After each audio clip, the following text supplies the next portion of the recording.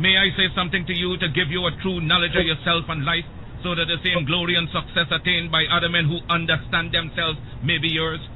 Man in the full knowledge of himself is a superb and supreme creature of creation.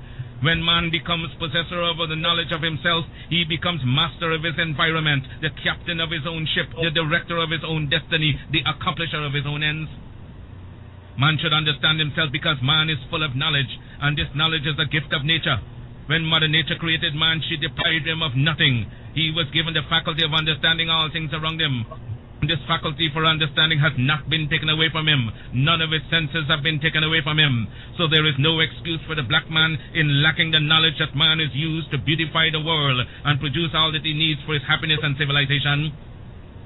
Look the world over, and whatever you see in it that is pleasing to man, contributing to man's comfort, to his needs and to his satisfaction, it is but the work of man. Man blessed with the knowledge of himself and the understanding of all things around him. If you are able to live with the knowledge of yourself and with the greater knowledge of nature, you must know what is good and what is not.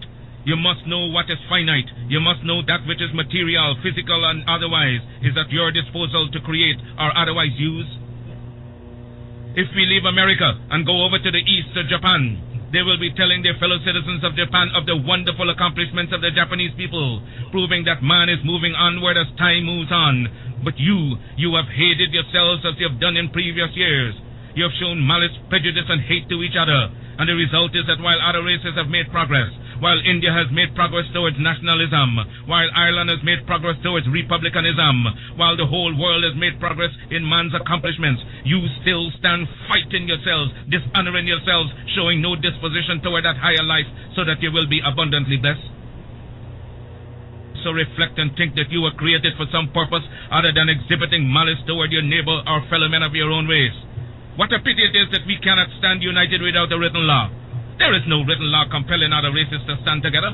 They are brought together by the gentle touch of nature. The unwritten law of nature causes them to stand together on all occasions. So wheresoever you find them in the field, that one gentle touch of nature causes them to stand together, if need be, die together. But with the black man, you can preach to him from the pulpits. You lecture from the platforms, from the byways and the hedges. The spirit of cooperation, but he will not cooperate. You talk to him gently, you try talking harshly to him, he still will not cooperate. The result is that he falls prey to those who understand themselves and walk through the world making you their serfs and slaves. You must acquire an understanding of yourselves. Look around you. See the smiling pictures of nature, the beautiful hedges, the wonderful mountains, the wonderful vegetation all around. But because of your disposition to each other, you live in suffering, in want, in penury, and in debt. You lack the gentle touch of nature, love for each other. You hate yourselves. Black men, and what is wrong with you? Why have you no affection for yourselves? Could I hope to see you living among yourselves as the people I've spoken of? Living in charity, love, and in sympathy with each other? It can be done. I wonder if you will adapt that course. Isn't it easier to enjoy prosperity than to live in ignorance and darkness? Why select the worst out of nature? Nature never gave pain, suffering, and death to the world. It was man himself who selected death, pain, and sorrow.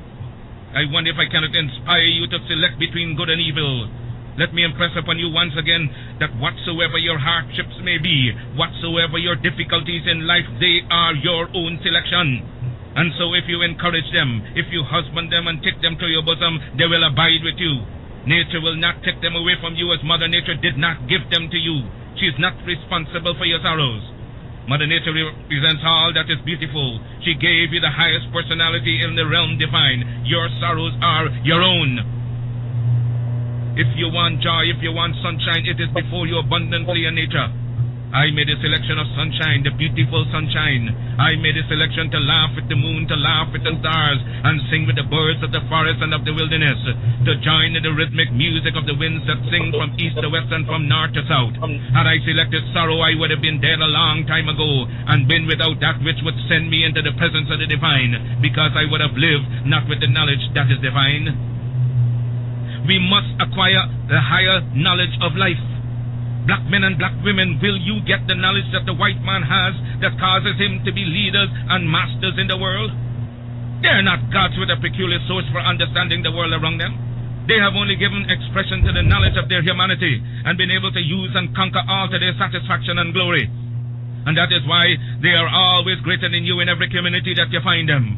Isn't it strange that wheresoever the white man is found, he takes precedence over you? Why is that so? Answer that for yourselves, black men and black women.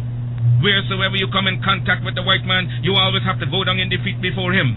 Whether it be in England, in France, or in America, you always have to go down to the white man, and yet he has 2 eyes, 2 feet, 2 hands, same passions, same senses and feelings as you have. Your feet are not put on opposite sides, nor your hands turned around the other way. But it's because you fail to use your will, your knowledge, and your mental faculties to the point where you will enjoy life around you. I'm only here and not in the gutters and in the pond of despair because I use my intelligence. And I swear that no man alive shall ever use his intelligence in understanding the works of nature more than I. I shall rise as high as he ascends. I shall meet him on the same platform of mental equality and fight him till thy kingdom come, because nature created us equal. I want you to make up your minds as I've made up my mind years ago. Make up your mind that you will rise to the knowledge of your soul. Because of your ignorance, you cannot understand and decide between good and evil. You don't know whether you're doing right or wrong. With a greater knowledge of life, you're able to appreciate all things around you. I'm able to gather you here because I understand you.